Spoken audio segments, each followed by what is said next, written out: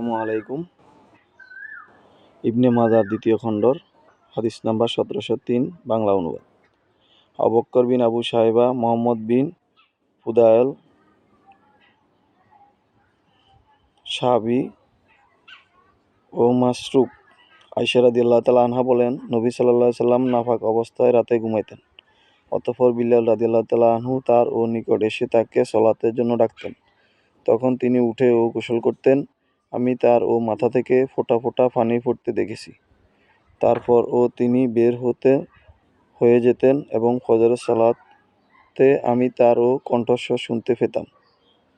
মুতারিফ রহমতুল্লাহ আলাই বলেন, আমি আমির রাদিয়াল্লাহু তাআলা আনহুকে বললাম, তিনি তা কি রমাদানে? তিনি বললেন, রমাদান ও অন্যান্য মাসে একই সমান ছিল। এ হাদিসটিও সহিহ।